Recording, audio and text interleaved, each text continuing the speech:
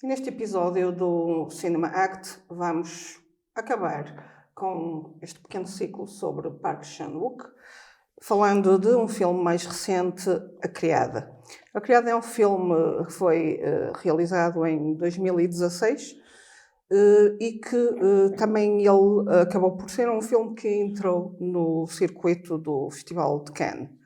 Para além disso, veio ser premiado com o BAFTA para o melhor filme de língua não inglesa e, portanto, é um filme que fala por si só em termos de prémios e em termos de aquilo que poderemos esperar deste realizador tão aclamado.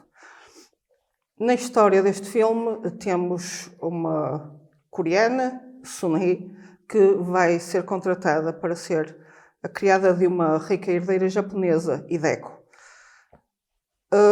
Este filme tem um argumento adaptado com origem, curiosamente, num livro bastante aclamado de uma escritora galesa, Sarah Waters, que tem a particularidade de escrever normalmente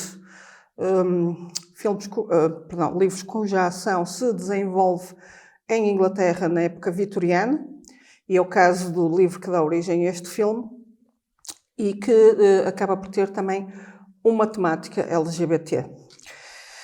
Dito isto, na adaptação ao cinema coreano, muita coisa foi alterada, tudo aquilo que é essencial não.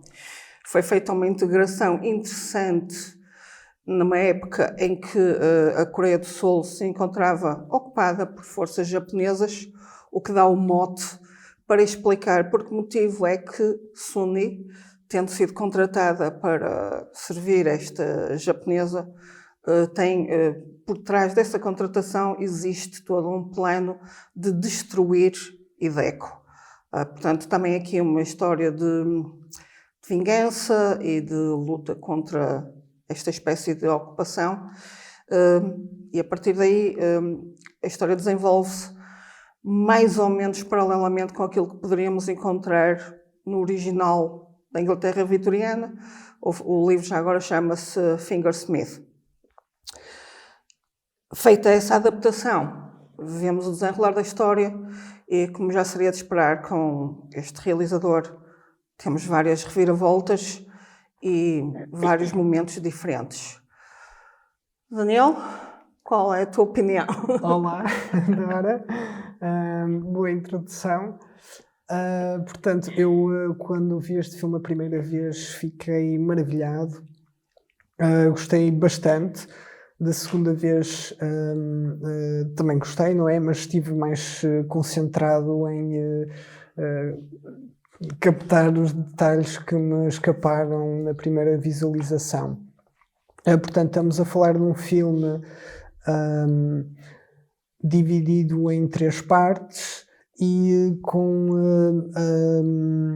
nuances de entendimento e nuances relacionais diferentes ao longo dessas 3 partes. Ou seja, enquanto nos primeiros 30 minutos do filme a narrativa leva-nos a pensar que a criada e o charlatão são, portanto, os dois estão ativamente a tentar forjar uma relação com a senhora, da lady, não é? Que tem o dinheiro para depois ficarem com essa herança para eles.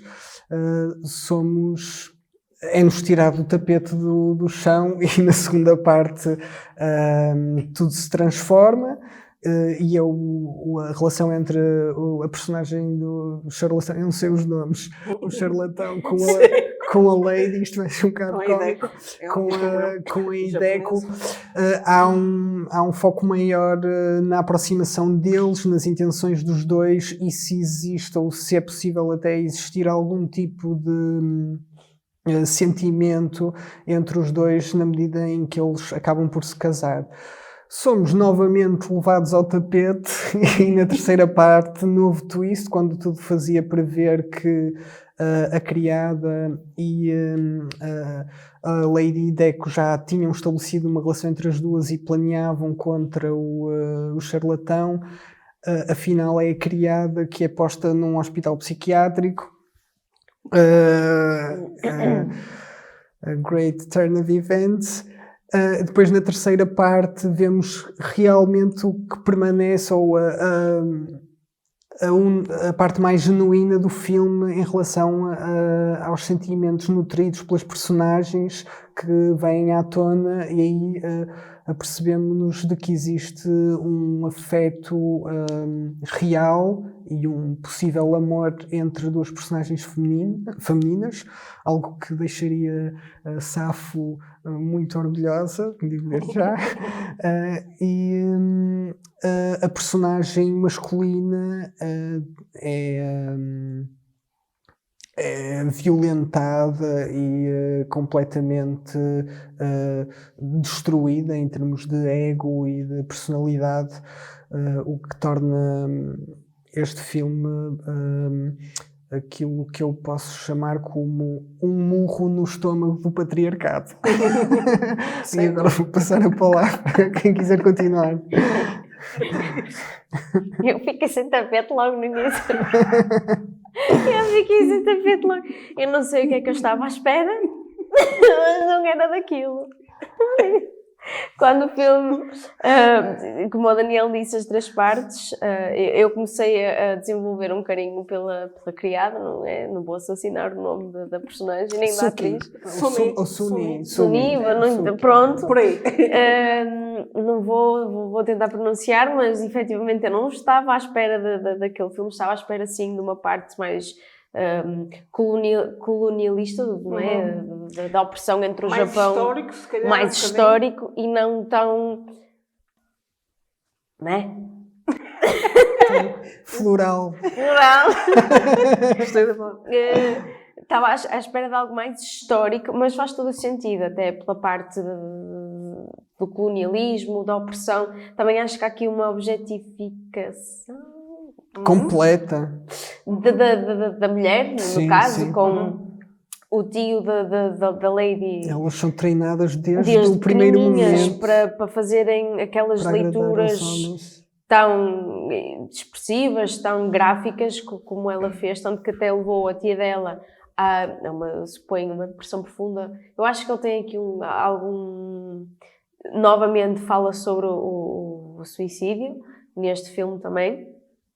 E não estava à espera algo se calhar mais histórico e não do que aconteceu, não que não acontecesse naquela altura, porque não é, as relações LGBT sempre existiram, não é? Talvez com uma perseguição maior. Sim. Aliás, na novela na qual este filme é inspirado, o personagem do charlatão é um homossexual assumido. Que é algo que neste filme então aqui pelo não. dinheiro, basicamente. Pois, aqui não. Aqui é um humanizer, claramente. Ele faz questão tenta de... ser. Eu mas acho ele faz tenta questão ser. de mandar essa persona de que não, eu quando as mulheres olham para mim, eu sou melhor, sou eu único. sei logo que elas querem ter relações comigo. Sim, mas eu acho que há aí um bocadinho a mulher como um objeto neste filme. Sim. E é uma opressão, não só do Japão, dos japoneses sobre os coreanos, Claro. mas também sobre as figuras masculinas com as femininas. No caso, o tio, a maneira como o tio a tratava, que até se ia casar com ela por causa do dinheiro, sim. não é? Novamente, a vê-la como um objeto, como um meio para um fim. No caso, a riqueza dela, porque acredito que o objetivo também fosse levá-la à loucura e consequentemente ela também tirar a sua própria vida, mas saiu-lhe o tiro pela culatra, graças a Deus, mas eu não estava. Eu vi o filme e acabei o filme e foi o que é que eu acabei de ver? Eu não estava à espera disto, eu estava à espera de algo mais histórico. Tanto que, pela pesquisa que eu fiz, a parte dos figurinos, do cenário e tudo, foi bastante aclamado, porque quem fez, novamente não vou tentar pronunciar o nome, não. Quem fez esse trabalho fez-o extremamente bem. Nós sentimos-nos naquela época, dentro daquele filme, quase como espectadores, não a ouvir a história que ela conta, não, mas a ver tipo mosquinha de fora o desenrolar das personagens, tanto como o Daniel referiu as 3 partes. Lá está, eu comecei-me a habituar e a desenvolver um carinho, como estava a dizer há pouco, pela criada. Depois há aquele twist outra vez e eu fico, e agora a criada, coitada, o que é que lhe vai acontecer? E depois torna a haver um twist, e eu acho que o bom desse filme, que é bastante interessante, é isso, é estes twists que há, bastante bem feitos, e pronto, não estava à espera. Não estava, fiquei... Duas notas que me parecem interessantes.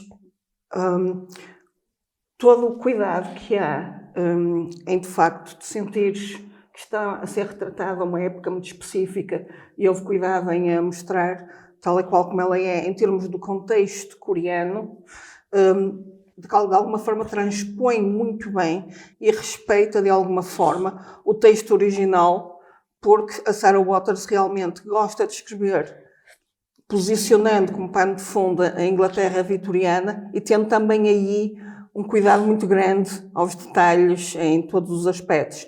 Ou seja, temos de facto uma história, uma narrativa que vai ser desenvolvida, mas por trás com todo um contexto que tem a ver com a Inglaterra vitoriana. E Park Chan-wook, ao adaptar, tem cuidado de fazer algo que é paralelo, ou seja, se vamos contar isto como uma história coreana, então vamos posicioná-la na mesma altura, mas com a nossa história. Exato, com a nossa história e com aquilo que seria o nosso pano de fundo nessa altura. Em relação à figura do melhorengo, que na versão original é precisamente o contrário, também não deixa de ser interessante. Para já não sei se na versão coreana eles acharam, e a adaptação também não é só de Park Chan-wook, mas ele fazem juntamente com um outro escritor, mas também ali à mão dele. Não sei se eles acharam que já seria demais duas personagens desse espectro num filme que, ainda que modernamente, está num contexto coreano. Diga-se de passagem que, tanto quanto sei, o filme foi muito bem recebido, mesmo no mercado asiático, e, contrariamente ao que se pudesse esperar, não houve reações negativas em relação a esse enredo LGBT. Foi assumido pacificamente em termos dessa questão. No entanto, ele pode ter achado que seria um bocado mais insistir nessa tecla. Ou então eu acho que ele poderia, desculpa, cortei-te a palavra, eu acho que ele poderia querer era dar ênfase à opressão e à obsessão masculina, porque todos os homens que vão, são só homens, não é? Sim. Que vão ouvir a Lady Ideco, pronto, ler são homens. Ele pode também querer dar esse ênfase de a mulher naquela altura era mesmo vista como um objeto. Sim, pode ser isso e ter aquela obsessão que tanto ele como o tio dela transpareciam para com ela. Pode ser por aí. Toda a literatura que existe mesmo in the basement, não é? Na cave, é tudo literatura erótica, barra pornográfica, ou seja, é temática, a visão de todas as personagens masculinas ali parece estar focada somente orientada para esse registro. Sim. O que é triste porque até colou há sítios onde tu vês este filme, a versão coreana, como um thriller erótico. Por amor de Deus, não se deixem levar por isso. Lá porque há cenas gráficas em termos de relacionamento sexual entre pessoas do mesmo sexo. Daí partirmos para é um thriller erótico, parece-me um bocado puxado, e com tendência a desvirtuar aquilo que é o filme. Felizmente, penso que receber um BAFTA pode ter resgatado o filme de cair num nicho que de facto não seria justo em relação ao mesmo. Diga-se de passagem que um homem homossexual na Inglaterra vitoriana não é necessariamente um aliado de uma mulher lésbica, muito pelo contrário. Sim, porque ele não poderia transparecer, exatamente, ele não poderia transparecer homossexual, porque lá está, acredito que fossem muito mais perseguidos do que aquilo que atualmente a comunidade é. Mas eu não creio que fosse por causa disso que ele não colocou, que não foi fiel à personagem lá do Conde Falso, né? Talvez foi mesmo por aquilo que o Daniel estava a dizer, porque foi tudo muito focado na mulher e na obsessão pela mulher e a mulher pelo controle, a personagem masculina do charlatão, ele tem todo um estratagema e um esquema montado na cabeça dele sobre como chegar à mulher mesmo no momento, no ponto, antes, no momento dela perder a virgindade, quando ela está mesmo no momento certo para isso acontecer. E ele tece toda uma trama com a ajuda da criada, sem saber que a criada depois vai apunhalá-lo. E há vários diálogos entre os dois e ele sempre a insistir nessa tecla. Ela está quase ripe, está quase madura e quando... E o próprio tio toca nesse assunto, na parte final também. Sem nunca esperar que todo esse desfloramento, toda essa maturidade já se esteja a passar entre as duas, completamente fora do campo de visão dele, e há momentos que estão muito bem desenhados, coreografados. Estou-me a lembrar da cena em que ela trata do dente da Lady, que é uma cena com uma extrema sensualidade também, e tem essa tensão erótica presente, mas revela a cumplicidade que começa a existir entre elas e que depois se cristaliza e já nada depois poderá separá-las. Sim, fazer com que essa ligação seja quebrada. E também achei muito interessante a imagem delas no barco, porque é um símbolo de liberdade. Elas, para todos os efeitos, já não me recordo se é Tailândia que elas compram um bilhete. Xangai, pronto. Aí eu interpretei isso como a liberdade da opressão, tanto japonesa como masculina. Elas saíram daquela opressão, daquela negatividade, daquele círculo que para elas era mau e foram, ou seja, eu interpretei isso como a liberdade delas. Elas tornaram-se livres. Repara, irem para Xangai ou para Londres, naquela altura é a mesma coisa. Porque sim, mas estão longe dos malfeitores. Sim, é apenas porque vão para um sítio onde podem apagar todo o passado e esconder aquilo que são, porque a China, Xangai daquela altura não é propriamente exato, liberal. E ela vai disfarçada com o bigodinho. Exato. Sim, porque duas mulheres a viajarem sozinhas continua a ser a mesma coisa, não é? Elas conseguem arranjar uma forma daquilo que fazer com que não funcione. Exato. Mas a parte do barco nem era mais bonito, era remetido para o Titanic. Por causa das cenas serem muito semelhantes. Lá, sim. Parece-me assim uma reviravolta e um twist mesmo na história do cinema. No entanto, aqui o barco não afunda. Aqui o barco não afunda. E eu creio que elas partilhariam a porta. E já não existem os obstáculos todos que, por exemplo, não existem na relação entre o DiCaprio e o Winslet no Titanic. Neste filme elas conseguem as duas fazer com que esses obstáculos sejam todos removidos. É mais fácil disfarçar. Viver o seu amor de forma livre. Uma tábua rasa. É mais fácil disfarçar. Lembrou-se do Titanic, eu não pensei nisso. Não, também não faria essa. Mas pronto, eu compreendo a cena. Tenho uma cabeça. Acaba por ser um filme também muito interessante.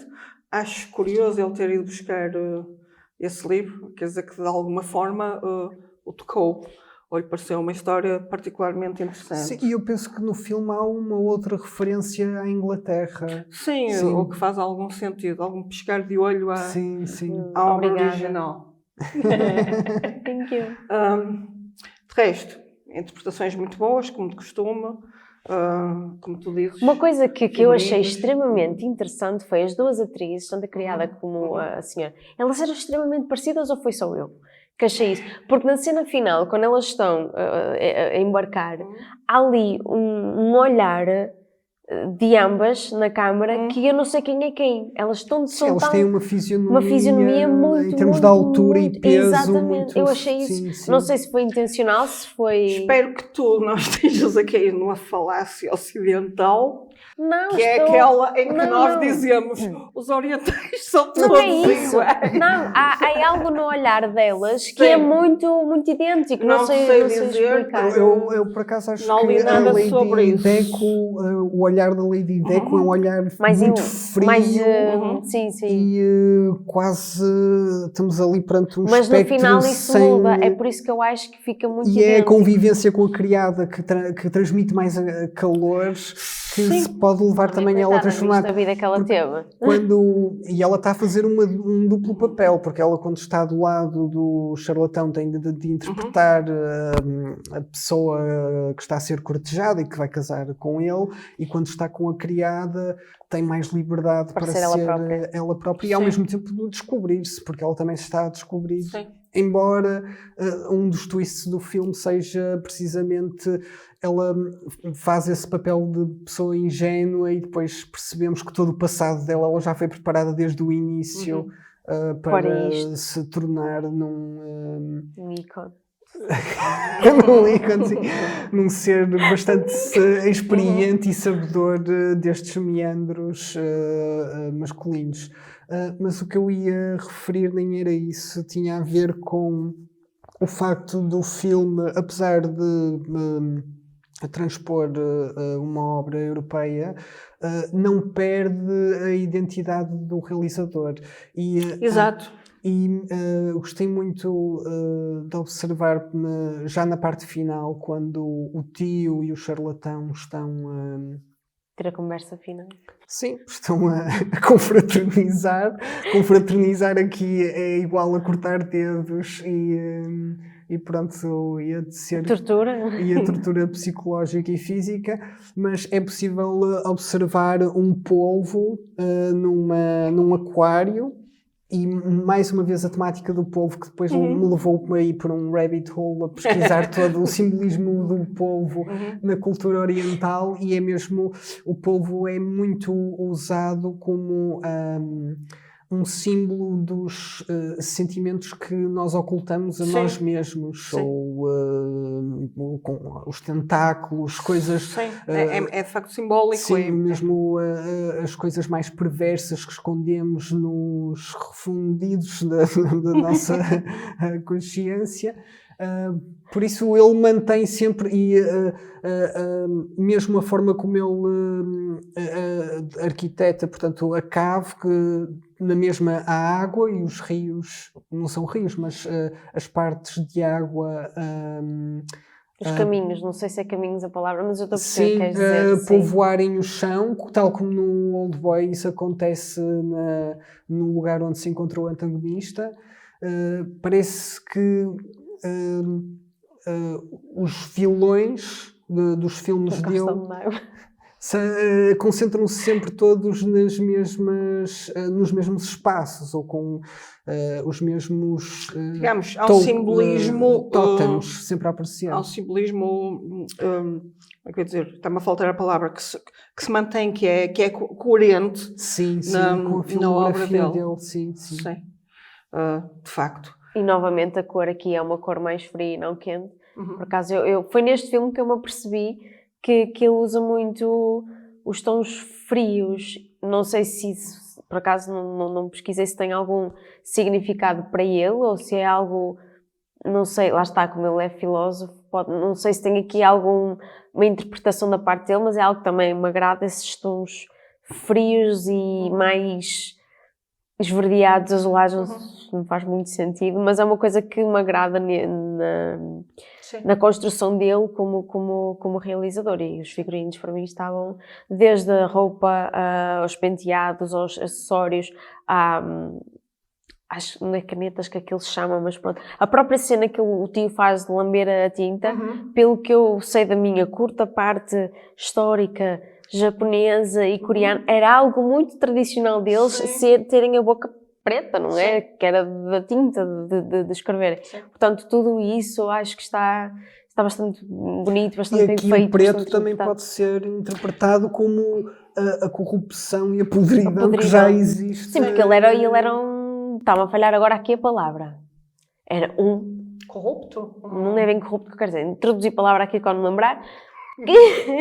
Que ele aqui representa aqueles que se aliam aos opressores, mas que não tentam dar, ou seja, são umas sanguessugas aqui, sociais onde, ok, quem está no poder são os japoneses, eu vou... E ele sente desejo pela própria sobrinha. Pela própria ele não tem sobrinha, qualquer sim, conduta é mesmo... ética ou moral. Há aqui uma ganância, uma podridão, digamos assim, Sim. excessiva pela sobrinha, pelo que ela representa, por tudo, não é? Pelo dinheiro. Lá está, é novamente um meio para chegar a um fim. Sim. Mas sobretudo uma questão de poder também. Sim, porque Poder, ele tinha controle poder do corpo tanto... feminino. Por exemplo, o facto do charlatão pintar, desenhar uma mulher nua na mortalha dos cigarros que fuma, e quando ele diz isto é a minha forma de possuir... É tudo uma questão de poder Sim. E de controle sobre a mulher. Já agora, também a figura do tio acaba por ser uma muito boa adaptação daquilo que é na obra original, em que é também uma figura absolutamente repugnante. Portanto, sim, e eu acho muito interessante aqui o modo como ele, ao mesmo tempo, se mantém absolutamente fiel ao livro e, ao mesmo tempo, também se descola completamente do livro ao transformar em algo que é realmente coreano e que funciona perfeitamente bem. E uma das cenas também, aqui na mesma com o tio, que nós tínhamos falado até em off, é a situação da cadeira. Ele está sempre no background, onde quer que a sobrinha esteja, ele está lá com o seu criado, e o criado, coitado, está ali o filme todo com o homem às costas. Sim. Aquela opressão, aquele controle, sim, não só aqui pela sobrinha e... Uma relação feudal. Sim, ali com que isso também me deixou de ser milagre. Dar-lhe assim uma chicotada. Não, foi uma cena que também eu sei que isso acontecia muito, não é? Infelizmente, e foi uma coisa que me deixou assim mesmo.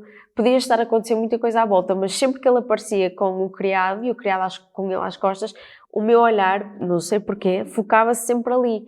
Não sei, era algo que me deixou mesmo, que me impressionou neste filme.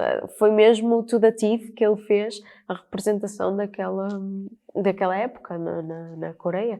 Achei mesmo... Eu também senti que, mas isto mais na área de especulação, senti que o próprio Chan-wook, ao fazer este filme, estaria a criticar mesmo o modo como um certo cinema japonês retrata a relação entre homem e mulher, porque se pensarmos na história do cinema japonês, nas relações ou em filmes mais passionais, há sempre uma relação de poder que coloca o homem acima da mulher, e mesmo aqui, pronto, lembro-me que quando ela está a ler as histórias eróticas para os vários homens no público, existe um que até pergunta: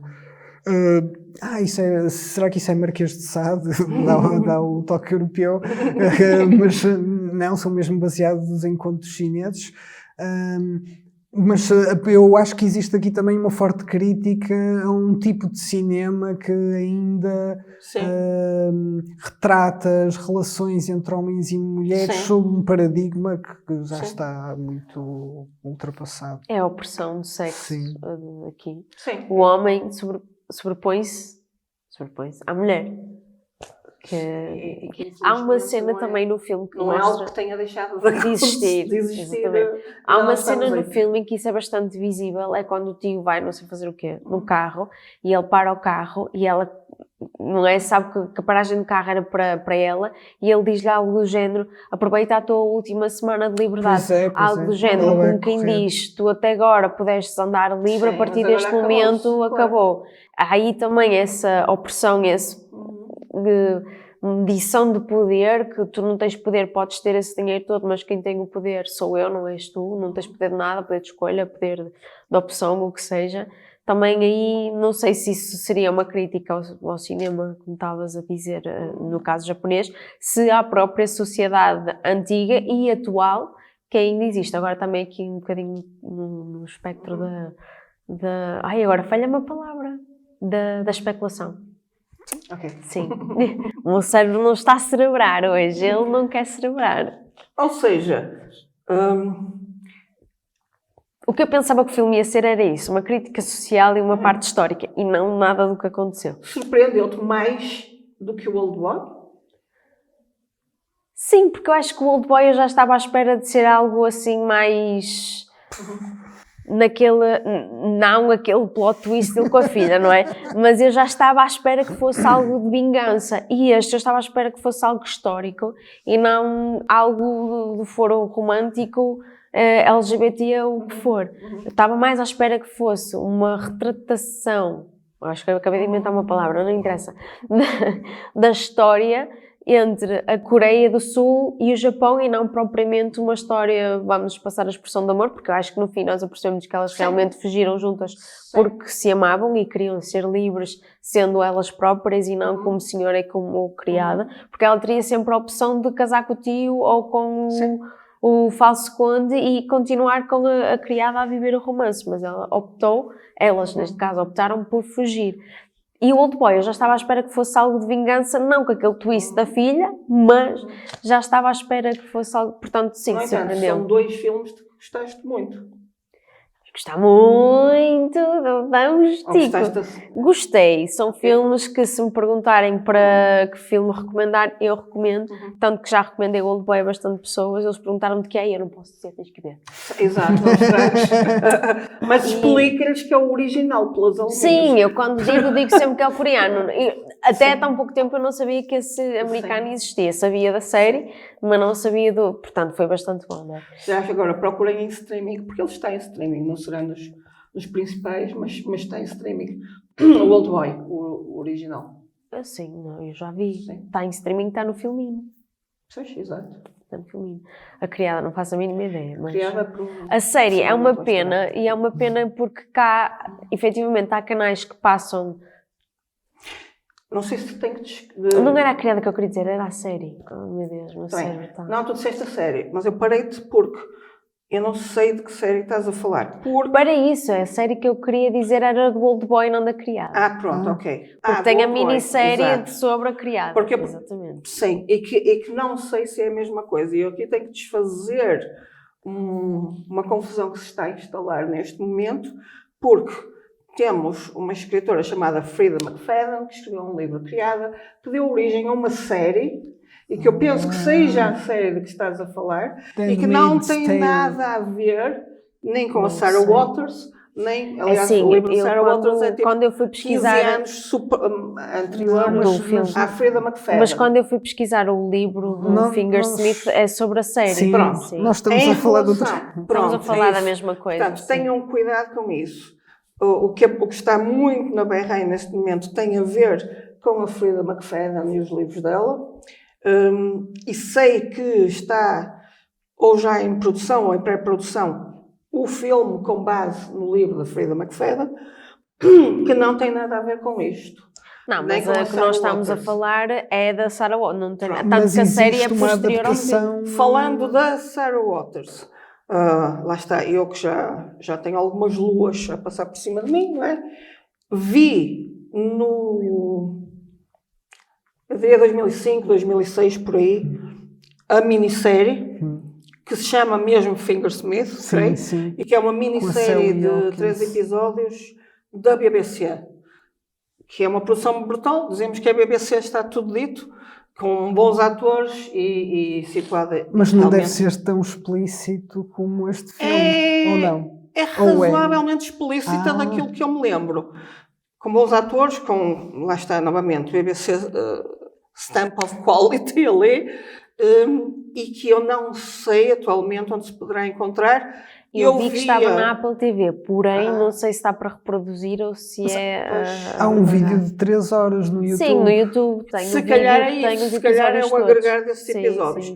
Sim. Se puderem, vejam. Eu sei que na altura não vi em streaming, porque não havia streaming na altura, nem vi Isto bem na RTP2. Não. Vi na chamada RTP Pirata, em que eu tinha muitos bons meios de aceder a séries de qualidade que na altura nós não tínhamos mesmo acesso nenhum, porque não tínhamos os canais de streaming e, portanto, se não dava na nossa televisão, a única maneira de ir era mesmo assim à volta, e não me arrependo, vi muitas coisas de grande qualidade E vi nessa altura, e lembro-me disso, lembro-me que não era assim tão dissimulado como isso, era claramente um filme de temática LGBT, muito bem interpretado, muito bem realizado. Portanto, se conseguirem ter acesso a, até porque são 3 episódios, Sim, vê-se muito sim. bem. Sim, e está no YouTube. Eu própria me tornarei a ver. Com legendas. Se bem que aí estamos a falar em inglês, não Sim, é de não é coreano, por aí. portanto... Se fosse coreano, eu acho que ia ficar assim um não é bocado... uma objeção tremenda. Novamente, este filme do Park Chan-wook é novamente um filme que esteve no Festival de Cannes, é um filme premiado com um BAFTA, portanto, necessariamente seria um filme com grande qualidade e que eu acho que tem esse grande mérito, que é respeitar a sua base, mas ao mesmo tempo torná-lo muito coreano. E tão coreano que, como eu digo, não deu origem sequer, foi bem recebido e não houve sequer grandes polémicas à volta da temática. Não sei se querem dizer alguma coisa especificamente em relação ao filme, antes de darmos a pontuação. Eu estava a pensar num frame específico do filme que me reportou para um quadro que também é muito famoso, mas agora está-me a falhar o nome do pintor, mas é aquele quadro em que vemos, portanto, a parte de trás da cabeça de um homem e refletido no espelho a mesma parte de trás, que o quadro chama-se Reprodução Interdita. Eu não sei se é de Matisse, não sei, mas no filme recria esse frame e recria esse quadro com elas as duas, uma atrás da outra, só vemos as traseiras de ambas, e acho que é um frame bastante impactante e que transmite precisamente essa ligação forte e inquebrável, o laço que existe já entre as duas e que não se pode reproduzir ou copiar. E achei esse um toque de nota artística por excelência do Park Chan-wook. O que eu gostei neste filme foi as várias, lá está, novamente, as várias perspectivas, mas aqui acho que são mais sentidas do que no Oldboy, por exemplo. Nós desenvolvemos quase até meio do filme um carinho pela criada e depois ele dá-nos aquele twist e nós ficámos, eu pelo menos eu fiquei assim tipo um bocado perdida no que é que está a acontecer. Que é isto? A personagem da criada está muito bem trabalhada, e acho que complementa muito bem a Lady Aidek, porque a Lady Aidek nunca teve uma figura materna que a pudesse orientar. E depois a tia morreu. Sim, ela então cresce com as ordens autoritárias do tio. Há uma cena em que ela se vira para uma das empregadas e apercebe-se que consegue, ela própria diz em voz off, apercebi-me naquele momento que aquela empregada também tinha um pouco da minha loucura e foi isso que me fez aguentar e sobreviver. E quando ela conhece a criada por sua vez teve mãe, e a mãe foi apesar de ter morrido quando ela ainda era jovem, deixou-lhe uma frase que ela levou para o resto da vida, que é aquela de face ao sofrimento nós ainda nos conseguimos rir. Tanto que quando ela é colocada no hospital psiquiátrico, nós vemos ela ter um ataque de riso. Ela acaba por conseguir safar-se e salvar-se de toda aquela demência, recorrendo ao mais profundo dela, aos ensinamentos da mãe e do humor e do riso, e acaba por ser um complemento àquilo que falta na vida da Hideko, porque a Hideko vive uma vida completamente austera e de um rigor absoluto, uma prisão em que não consegue encontrar muitos motivos para sorrir ou para até parecer a criada. Motivos para sorrir, motivos para não. Ela está literalmente numa prisão. E através da criada também descobre o prazer e toda a sequência delas as duas é filmada acho que com uma delicadeza mesmo. Sim, há um respeito. Sim. Por isso é que me custou quando vi algumas menções em que colavam aquilo a um thriller erótico. Porque há da parte dele um respeito, sim, não é? Sim, mesmo não é nada de vulgar. De modo como... Um dos trivia, todos os cameramans e o pessoal da equipa teve dia de folga nessa cena e só estavam lá as duas e uma mulher, e aquilo foi filmado remotamente. Claro. E aí percebes que existe mesmo uma energia entre as duas personagens, que é só delas, e Sim. Uma cumplicidade. Isso Porque eu acho também que se elas não tivessem cumplicidade entre si, aquela cena ou qualquer outra cena entre elas ia sair tão bem. Sim, como e aí é que remetes necessariamente compararmos, para por teres bons exemplo, atores. Se compararmos com o La Vida Adele, o filme francês, em que depois o filme ganhou, tornou-se mediático pelas sequências que tem, e depois saíram cá para fora uma data de histórias e rumores sobre o realizador ter forçado uma das atrizes. Exato. E aquilo acabou por retirar todo Sim, aí destróis o que estiveste a o construir. encanto do filme. Portanto, E o imaginário do espectador. lá está, também é a importância do casting, Sim. que claramente eles fazem muito bem. E agora, só numa das minhas notas de rodapé, que eu tenho sempre uma nota de rodapé, remeto-vos a todos para um filme de 1996, dos então irmãos Wachowski, agora irmãs Wachowski, chamado Bound, e que tu muito provavelmente não conheces. Pronto, é um filme com as atrizes Gina Gershon e Jennifer Tilly. Tu conheces? Não conheço. Pronto, vão todos ver esse filme, de 96. Trabalho de casa. TPC. Que Mas é que é alemão? Não, é dos Wachowski, portanto é americano. Sim. Pronto, Wachowski, símbolo de qualidade Antes no do cinema Matrix. americano. Exato. Antes de passarem de homens a mulheres e continuarem a fazer belíssimos filmes e séries. Agora isto remeteu-me, nada a ver, mas isto remeteu-me para Only Murders in the Building, as produtoras do... Isto remeteu-me para Only... Desculpa. Assim, uma nota de rodapé muito rodapé, porque elas são tratadas como Brothers Sisters. Não, têm efetivamente que descobrir esse filme e que o ver. Mas não digo, 1996, ou seja, muito anterior a este, e anterior, creio até, se não estou a enganar-me, ao livro de Sarah Waters, e que vocês têm que ver. E que toda a gente tem que ver. E depois vão perceber porque é que vos digo para verem esse filme. Que, penso, é um filme de que vão gostar. E depois podemos falar sobre ele um dia destes. No Bound, 1996, Wachowskis. Dito isto... Daqui a umas horas já me esqueci, por isso é melhor mandar. Eu mando-te um... Atribua pontuações. Sei lá, menina, eu lá sei. Eu vou dar um 4. Simplesmente porque, como já disse, eu estava à espera de algo mais histórico, mais não tão romanticizado, histórico, onde fizessem a ponte entre Japão e Coreia. Eu não estava à espera, portanto, daí o 4.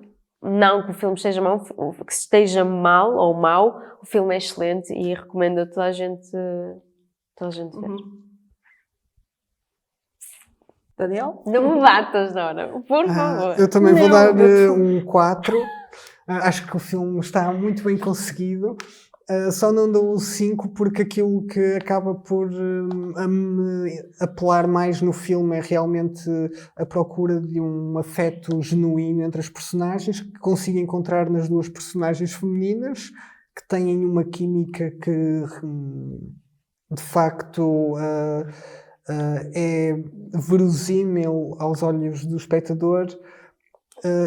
Só não dou um 5 porque existe um outro filme chamado Retrato de uma Rapariga em Chamas. Temos que falar sobre esse. Que tens que ver esse. Que me arrebatou por completo e pronto. E me fez olhar para este tipo de nuances e relações de uma outra forma. Mas grande filme, parabéns. Agora vai dar 5. Não arranques o pau. Não, eu também vou dar 4. Em primeiro lugar, porque como já vos tinha dito, os 5 comigo são algo que passa como um cometa de vez em quando e não com frequência. Em segundo lugar, porque tendo dado um 5 ao Oldboy, não posso dar também um 5 a este, porque para mim, até hoje, o grande filme, o filme realmente... paradigmático para mim do Park Chan-wook é o Oldboy, portanto, por respeito a esse, um 4, mas Um 4 muito merecido. Primeiro unânime. Exato, É o verdade. primeiro. Acho que no É do verdade. Whale também damos 4 todos. Não, eu dei 5 ao Old Boy. Eu Não, também. no do Whale. Não damos Não, 4. eu dei 5. Não. Ah, Foi o então esse é primeiro. É o nosso primeiro 4 unânime. Fiquem connosco.